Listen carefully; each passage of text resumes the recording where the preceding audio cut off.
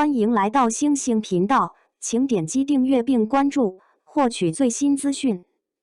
腾讯2026古装剧片单揭秘：莫离预约破137万领衔，胡歌携张居正10年后回归古装。白鹿和程磊主演的《莫离》预约亮破137万，迪丽热巴和陈飞宇的《木须辞》还未开机就突破200万预约。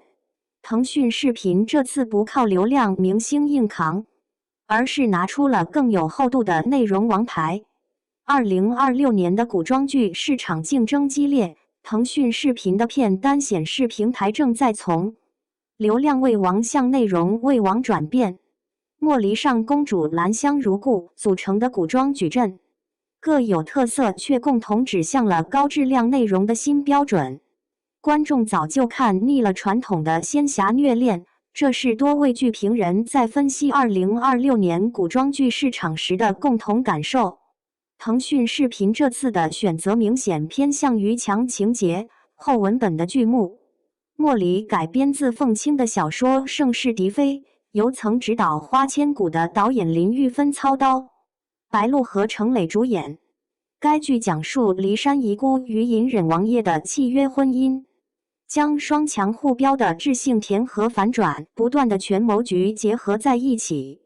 目前预告片预约量已突破137万。上公主由孟子义和李云瑞主演，这是两人3年内的第3次合作，被粉丝称为云牵梦绕 CP。 该剧由长相思导演秦真执导，长月烬明编剧操刀，讲述丹阳公主从天真娇女蜕变为权谋家的故事。胡歌在《琅琊榜》播出10年后首次回归古装权谋剧，这次他出演的是历史正剧《风和晋起张居正》。该剧改编自熊兆正荣获茅盾文学奖的作品。43岁的胡歌为角色做足准备，不仅蓄须，还闭关研读《明实录》。与他搭档的是陈道明，不仅担任监制，还会特邀出演。谭松韵在《兰香如故》中挑战一人分饰2角，从备受宠爱的大学士府千金沈佳兰，沦为家族蒙冤后只能顶着家奴女儿身份活下去的3等丫鬟。这种贵女的端庄傲气和丫鬟的隐忍坚韧，需要极强的演技把控能力。制作班底方面，腾讯视频拿出了近乎奢华的配置。风和晋起张居正的出品方是新力传媒，曾推出《人世间》这样的作品。编剧是军师联盟的功勋编剧长江，导演是汪俊。这套阵容明确指向历史正剧的品质标准。莫离的导演林玉芬此前已有《花千骨》等爆款作品，上公主则由长相思导演秦真执导，确保剧集在情感刻画上的细腻度。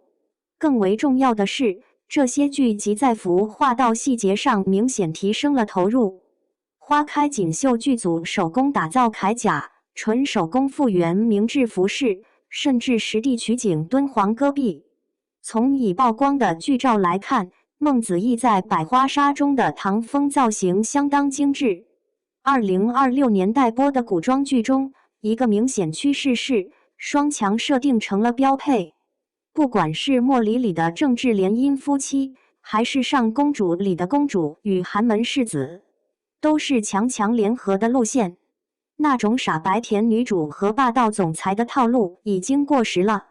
花开锦绣中，邓恩熙饰演的傅庭云不是靠哭解决问题的女主，她会缝伤口，能识地形，甚至敢拿刀护人。丁禹兮饰演的赵灵看似吊儿郎当，其实每一步都算计得清楚。2个被命运逼到一块儿的人，从互相防备到惺惺相惜，甜里带咸，像刀刃上的浪漫。莫离中，白鹿饰演的叶离，表面是温顺待嫁的大家闺秀，背地里却是代号莫问的复仇高手。程磊更是把装残王爷莫修瑶演活了，表面上是遭人耻笑的病弱王爷，实则是手握重兵、心机深沉的权力博弈者。现在的古装剧都在玩元素混搭，一位剧评人指出，御赐小仵作2在探案中加入更多家国大义，成何体统用轻喜剧化解权谋的沉重感。这种元素混搭正在成为常态。成何体统设定尤为新颖，王楚然饰演的反派妖妃和程磊饰演的暴君，竟然是现代人穿书后相遇，两人靠英文暗号相认，白天装昏君妖妃麻痹敌人，晚上用 Excel 分析朝堂权谋。这种现代思维乱入古代的设定吸引了不少年轻观众。师兄太稳健作为反套路仙侠剧，讲述狗道仙师遇险先布10层结界，却被迫卷入封神大劫的故事。既有金丹炸圣人的高燃智斗，也有结界东的甜虐互动。腾讯视频在古装剧布局上明显偏向大制作、强班底的厚重叙事。风和晋起张居正这样的历史正剧占据了片单首位，而爱奇艺则推出了成何体统这类轻喜剧风格的权谋剧。平台的排播策略也显出心机。御赐小仵作2预计1月中下旬腾讯视频独播，成何体统2月爱奇艺独播，完美错开正面交锋，但又能接续热度。目前这些剧集的站内预约量都相当可观，御赐小仵作2预约突破100万，可见观众对优质续作的期待。莫离的预约量也突破了137万。然而，这么多大制作扎堆，市场真的消化的了吗？2026年可能会是古装剧的井喷年，但也很容易造成审美疲劳。毕竟观众的闲暇时间就那么多，最后能爆的恐怕还是少数几部。历史剧若把握不好史实与戏剧的平衡，易陷入戏说争议。风和晋起张居正要如何呈现张居正历史上的人性灰度和政治污点，直接决定了这部剧能否成为新一代历史正剧的佳作。IP 改编也面临挑战。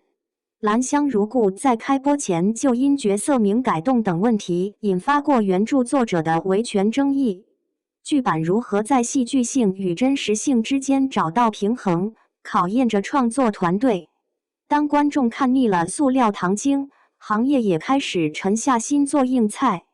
腾讯视频的这3部古装剧能否成为爆款，关键在于他们能否不回避那些最难的问题。是呈现真实的复杂人性，还是沦为又一部伪人传记片？是让女性成长线真实可信，还是陷入大女主爽剧的俗套？这场古装剧的质量升级战才刚刚开始，观众手中的遥控器最终将决定这场内容变革能走多远。